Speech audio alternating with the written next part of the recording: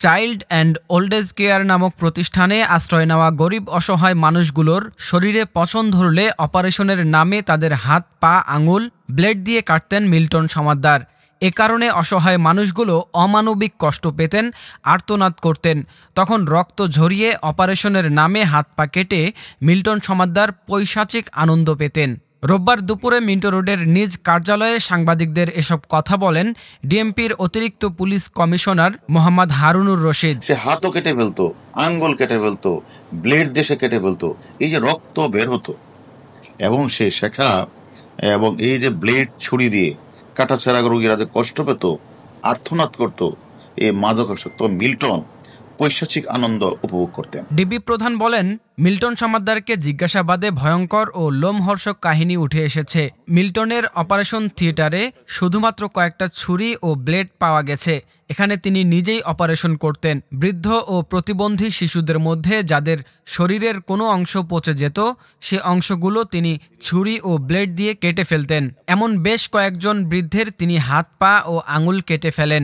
সে সময় তাদের কান্না, যন্ত্রণা ও রক্ত দেখে মিল্টন সমাদ্দার পৈশাচিক আনন্দ উপভোগ করতেন।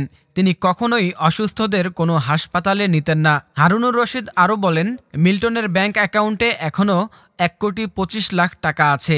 তিনি মূলত সামাজিক যোগাযোগ মাধ্যমে আশ্রমের মানুষদের কবর ও বৃদ্ধ বাক প্রতিবন্ধী অসহায় মানুষদের আশ্রয়ের কথা বলে টাকা সংগ্রহ করতেন। কবর দেওয়ার সংখ্যা যত বেশি, টাকা সংগ্রহ তত বেশি হতো। ডিবি প্রধান আরও বলেন, মিল্টন সমাদ্দার একজন মাদকাসক্ত ও সাইকোপ্যাথ মানুষ। মিল্টন টর্চার সেলে মানুষদেরকে পিটিয়ে নিস্তেজ করতেন। তিনি কিভাবে মানবতার ফেরিওয়ালা হলেন তা আমাদের বোধগম্য নয়। আমরা মিল্টনের বিরুদ্ধে আরও 7 দিনের রিমান্ডের আবেদন করব।